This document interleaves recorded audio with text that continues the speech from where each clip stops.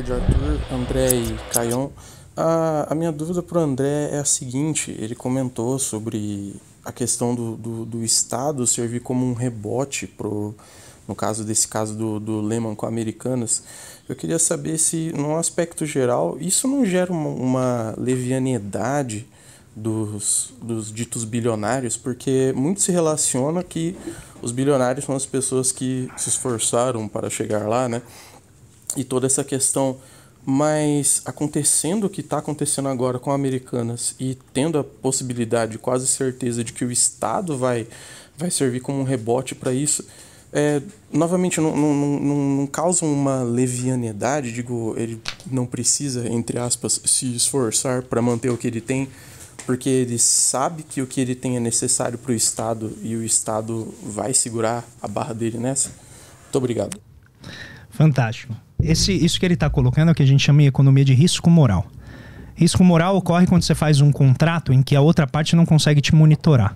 Então, por exemplo, você chega lá na companhia de seguros, você fala, eu só estaciono o meu carro em estacionamento. Você sai da assinatura do seguro, você para na rua. Porque você fala, eu tenho seguro mesmo. Uhum. Então, esse é o risco moral. O que ele está dizendo, se você fica sempre dizendo que você vai salvar o cara, por que ele vai tomar cuidado? Por que ele não vai, por exemplo, cuidar para não tomar risco demais? Né? E essa é uma excelente pergunta. E eu acho que está na raiz da decisão que tem que ser tomada. Se vai se fazer isso e correr o risco de sinalizar para outras empresas que elas podem ter o mesmo tipo de privilégio, certo? Ou se vai se aproveitar essa oportunidade para aumentar a regulação em cima do setor. E por que eu levanto isso? Aí eu não sei aqui, eu não trato muito questões de governo como questões de coragem ou virilidade, como muitas vezes falam, se o Lula vai ser macho, né? Eu não trato as questões assim. Eu trato em termos de cálculo político. Se vale a pena gastar capital político aquilo ou não. Tá? É possível, em face de uma situação como essa, você, por exemplo, levantar. Por que a CVM não percebeu isso? Que é a Comissão de Valores Mobiliários, que é quem fiscaliza, né, esse processo. Por que a auditoria, a PricewaterhouseCoopers, não percebeu esse problema? Então, eu concordo e eu acho que a pergunta está correta. Se a gente fizer esse tipo de salvamento, isso pode sinalizar risco moral. Tanto que foi o problema do Bear Stearns na crise de 2008. O que acontece? Quebrou o Bear Stearns, que é um grande banco americano, e o governo salvou. Qual que era o medo do Banco Central? Ele falou assim, agora todos os bancos vão achar que eu vou salvar também. Uhum. E aí ele avisou, não vou salvar, parou aqui. Os outros falaram, vai. Vai nada, vai, porque se eu quebrar, você não vai me salvar, você vai correr o risco de quebrar o sistema financeiro inteiro. Aí o Bear Stearns quebra. O Banco Central falou, não vou salvar. É aí que inicia a crise. Porque ele falou, não vou salvar. Vamos arranjar aqui. Aí o Banco Central faz o trabalho, procura os banqueiros, tenta ver se dá pra fazer um convênio pra salvar o banco, não sei o que, absorver a dívida dele e tal. Mas não salvou. Acabou o risco moral. Tá? De uma maneira simplificada. Depois volta o risco moral por outros caminhos. Mas então sim, tem esse risco. Eu não acho que no caso brasileiro isso é tão forte assim, eu não acho que isso tende a acontecer. Mas talvez a gente só saiba quão profundo é isso se a gente aumentar a regulação. Porque pode ser que várias empresas estejam numa situação parecida. Uhum. Só talvez com um montante menor, ou talvez com outras práticas fora de balanço que não aparece. Esse é um problema hoje do capitalismo financeirizado. O último dado que eu vi, ele pode estar bem desatualizado, tá? Mas é algo como... Acho que hoje no mundo você tem algo em torno de 400 trilhões de dólares em ativos. E a maior parte disso é derivativo. Derivativos são promessas, são apostas que podem ou não se realizar, opções, contratos futuros. E nem sempre eles estão em balanço.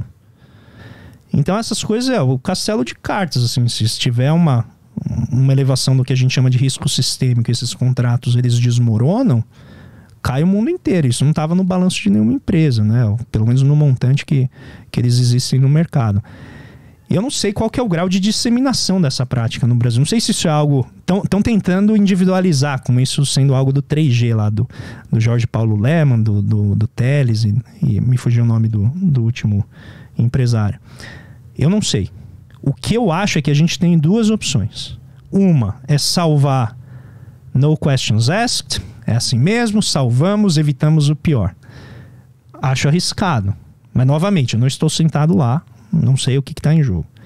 Segundo, aumentar a regulação. Colocar mais dinheiro na CVM, fazer o Congresso analisar o caso, melhorar a maneira de regular o mercado financeiro, para que esse tipo de coisa não venha a acontecer. Eu acho que essas são, possivelmente, opções não excludentes. É possível que você faça as duas. Você salve, né, com algum tipo ali de acordo para pagamento diferido no tempo, em 20, 30 anos, para não perder os empregos, não perder a empresa e tal.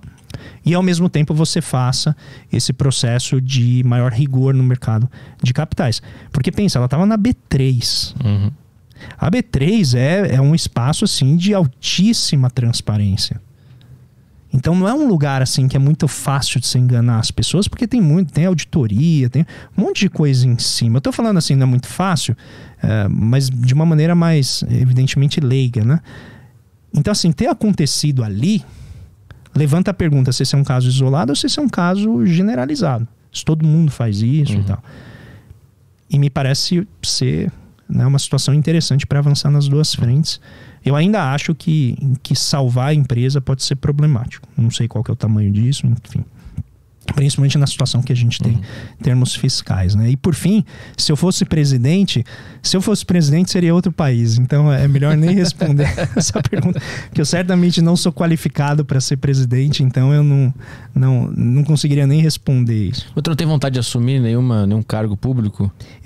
Isso é algo que eu acho que eu gostaria de eventualmente fazer, mas eu também nunca construí a minha carreira, né, em termos profissionais para isso. Até aqui eu sou professor e tal, então não é algo assim que, obviamente, se tivesse, né, uma oportunidade de eu aprender e participar, eu acho que avaliaria bem, mas não é algo que hoje está desenhado.